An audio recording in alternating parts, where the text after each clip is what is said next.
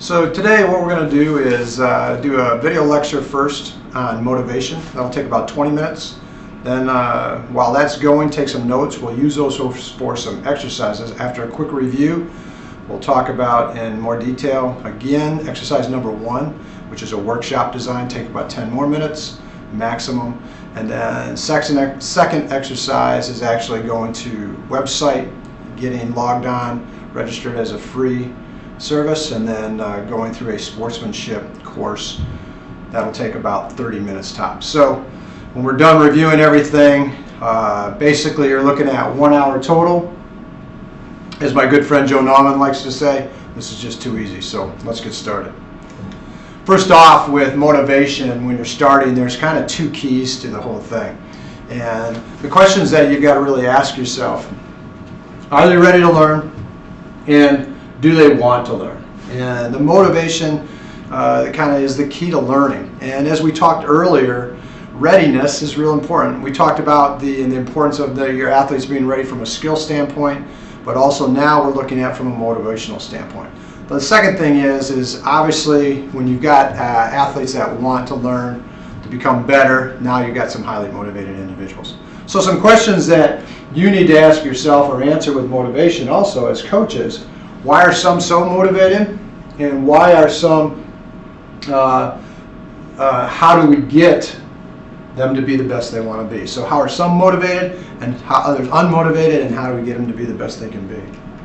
So keys to motivation. People are motivated to, first off, to fill some of their basic needs. And when we understand what those needs are, we can do a better job of taking care of them. You want to think about from your own experiences. Some young people, it's going to be just being on the team. Some people, it's going to be individually to excel. Sometimes it's for the team to excel and have success. So if we understand what those are, we can do a better job with them.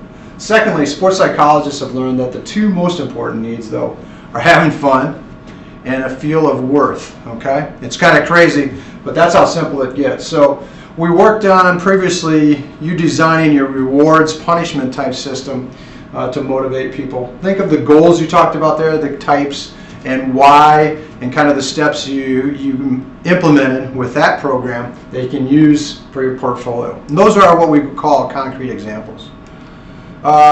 When we start to look at the foundation of program design of your rewards and so forth, we talked about this earlier, but extrinsic and intrinsic rewards, simple, those external motivations. Some examples of that is when I was coaching at the last place, we actually used kind of like the Ohio State Buckeyes, the helmet stickers that are familiar. Now, I work with programs who didn't.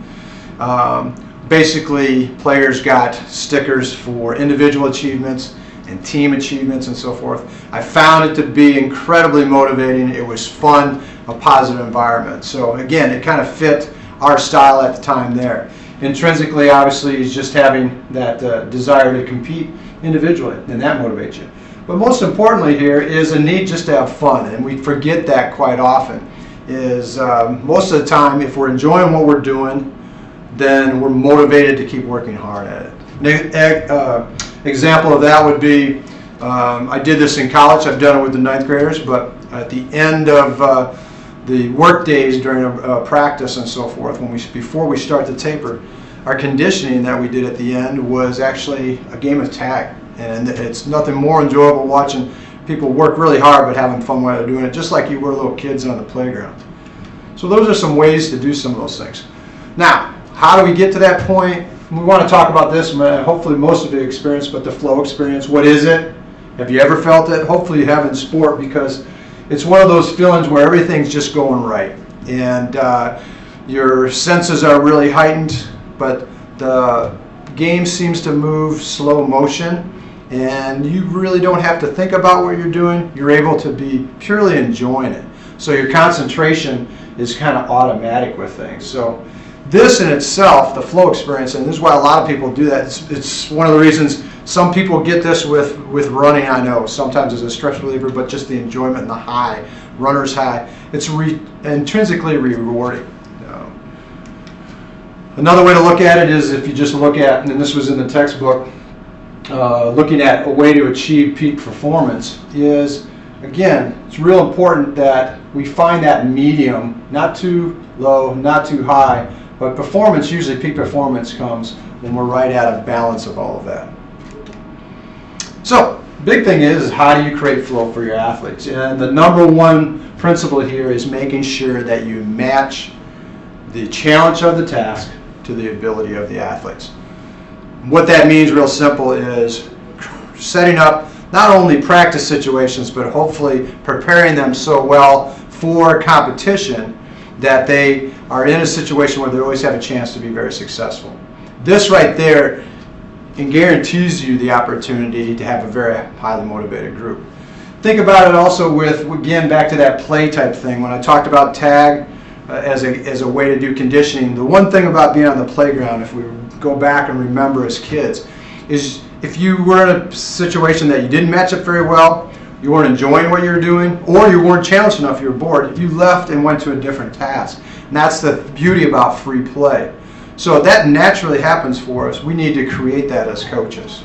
The last thing to think about, and Peg, who's going to come and talk to us more on legal issues here, is we have a legal duty, and this is a term, the duty to match our athletes, to safe environment, safe competition as they're going through. So some ways to create that flow, teaching mechanics, simple.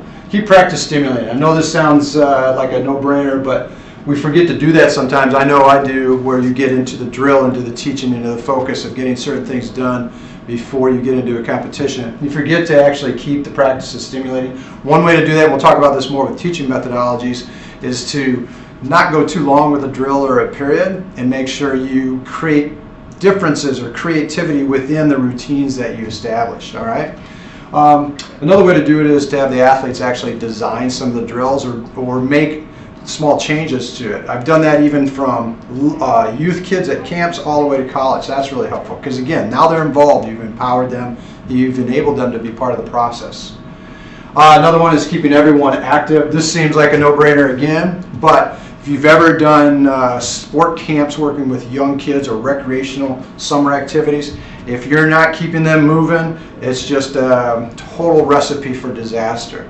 So one of the things we'll talk about, very important when we do your actually skills and drills and teaching, is you design them so that there's a constant flow and movement. And that really gets down to a balance of drills and games. It doesn't have to be one or the other, but you try to mix that up. Avoid constant instruction. One of the things that I found as I got older, when I was young, I thought I needed to talk a lot, give a lot of feedback, and that established me as a good coach. And as you get more confident and more experienced, you'll see that the timeliness and the impact of what you say is more important than the amount that you do. So constant yelling instruction doesn't really allow much flow. And then if you think about it in a contest, it absolutely takes that away. So one of the things I learned to do, even from my own playing experiences when I thought about it myself, is we work really hard in practice so that when we get into games, there isn't a lot of instruction. So the athletes get a better chance to experience flow. So this is where the first exercise is and first workshop. And you want to take your notes here and bring those to the quiz when we do quiz number 2. And what you're going to do is basically develop a motivation plan of attack. You want to outline the different ways you can proactively motivate your athletes. So go back and use that design system of rewards that you set up as a base. And then from there, what we want to do is separate it specifically into these 3 different seasons. The reason we want to start doing this is for all of your portfolio, you'll have to start examining it again for a calendar year. We break up the year into preseason, in-season, plus postseason play, and then your off-season. So look at addressing all 3 when you start to develop kind of a plan of attack from a motivational standpoint. Next, as we've talked about with our TRI, is it's very important to give some illustrations or examples of how you do that. Be creative. You can pull out from past experiences, but this is a chance to be creative and think of new ways to do things, really design motivational opportunities. Maybe try something different out of your comfort zone. I like to call it a shopping cart session, meaning you're going to Giant and you're going to fill up your shopping cart with tons of meals instead of just one, so you bring in a lot of different ideas. It's really a brainstorming session. And then last, remember and go back to those keys of motivation we talked about, kind of the two types. Think about how you can create flow, and then what's the best way to balance that all together. So again, develop a motivational plan of attack, outline some different ways to examine it in the 3 different seasons, and then try to give some illustrations. I'll come back to this and show you at the end of the lecture where you can, on Angel, get to this exercise and list, so if you want to refer to it at a later time. So we're going to move on. We've dealt with the idea of fun, now the need to feel worthy, the second task. And one of the things that we've learned even as young kids is it really wears on our ability, our worth depends on largely on our ability to achieve, can be good at things. So in translating to that, what does this mean? We really look at winning equals success and losing equals failure. It's kind of the societal thing. Winning, success, losing, failure then is a state of a mind. And that's really what's important to identify here. So emerging from those different success and failures, then we basically get 2 types of athletes. The ones that want to achieve success and ones who want to avoid failure. And if you think about it yourself, whether it's sports, whether it's academics, whether it's just different type of activities, we've probably fallen into both of these throughout, but obviously when we're having fun and we're feeling good about ourselves and confident, we're willing to really go towards achieving success. So how do successful individuals think? Basically, they look at blaming any insufficiencies on their effort. And the one thing they want to look at then is this motivates them to actually work harder and strive for excellence. So you can see when you're trying to achieve success, you don't fall backwards on the failures as much. You look at those as motivational opportunities. Makes you stronger. Second thing then, if you look at now examining how unsuccessful people think, they look at their failures as a lack of ability or many other reasons. But the main point there then is that they feel they're powerless to change their situation. So a successful person knows they can change, they have the power to change that simply by just looking at effort initially. A person who's unsuccessful or feels that way kind of has that mindset where, hey, I couldn't help it anyway, it's out of my control, I'm just powerless to change that. So how do we want to create some successful thinkers with it?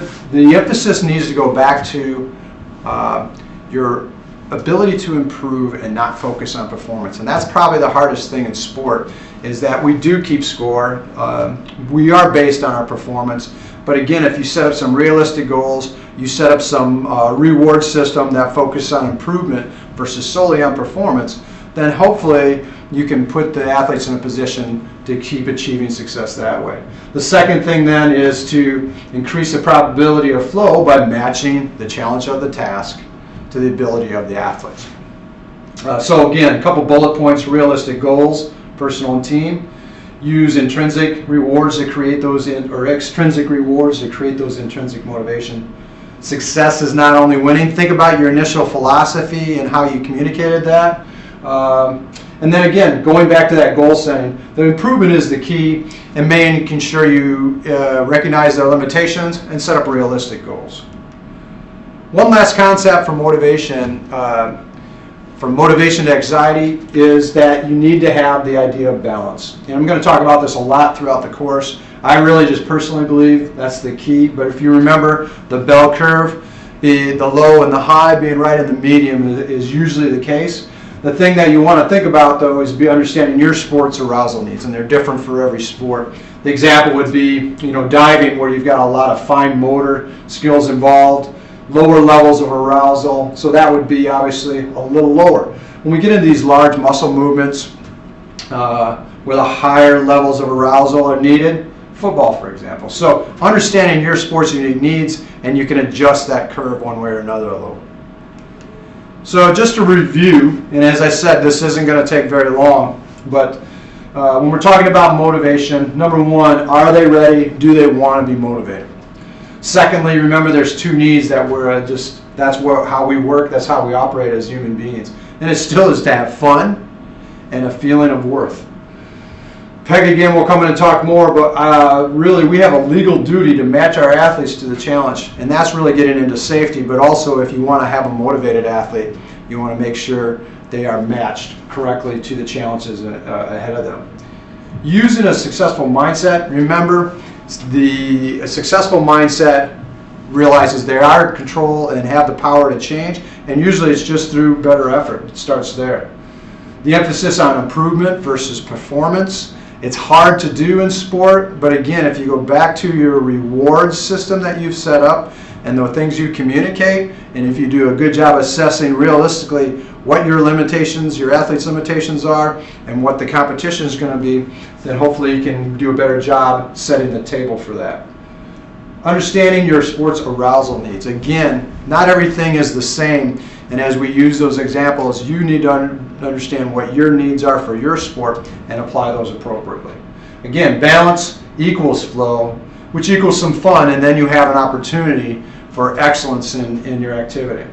So remember, exercise 1, you're actually setting up some ideas of the best ways to create flow is really what we're looking at, and it's going to be in those 3 seasons throughout the year. We're going to kind of come full circle with exercise 2, where you go back to sportsmanship, and I'll kind of go through those in detail for you here to finish up, and then again show you where you can find those on Angel for references. So exercise 1, this is exactly what we did. Again, bring it for quiz 2. This should take 5 minutes, kind of like what we've been doing in class. It's really taking notes. You can bring those into the quiz, and then obviously one of the questions will directly apply to this. Again, go to the 3 seasons, preseason, in-season, and off-season, because your portfolio is going to be designed that way. We're going to start to do that. Last, remember the keys and use some of the notes from the lecture, hopefully, as references, because again, as we do in the quiz, you'll have your position, but you also have to reference these pieces. Exercise number 2 is really simple, but we're going to use this throughout the course, so this will get us set up for it. You'll go to the website here for NFHS, that's a National Federation of High School Sport, NFHS LEARN, Learn, and it's really simple. These are all free situations, but you will get in there to the website, you'll establish an account or register, it's all free.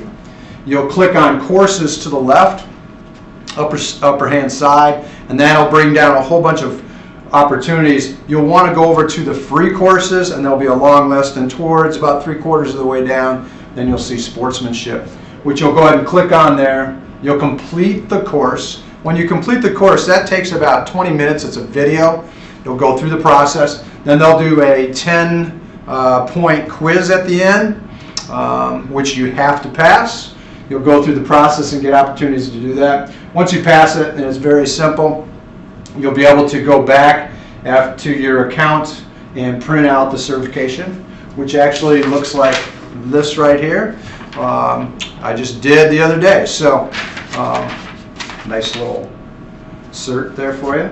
Bring that to the quiz along with your notes from exercise 1, and we'll use the information you gained from the course along with the notes that you got, along with the readings that are required for that day. Then the quiz is piece of cake. So, just to review, you've got the lecture assignments now.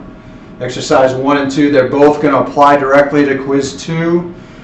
We will have, before we take the quiz actually, when you come back, we'll have Peg Pennepacker, who's the athletic director down at State High, is going to come in on Tuesday before we take the quiz, talk about legal issues and expand that. Make sure that you come to that, because again, her presentation will be on the quiz there, and should be a piece of cake. All right. If you've got any questions, refer to Angel, and you'll actually see where we'll have lecture assignments on motivation for quiz 2, and that'll draw down these one more time for you. Otherwise, we're all done with our session. Again, you do all of these together, it should take less than an hour. Pretty easy. Be safe out there. Have a great weekend. Bye.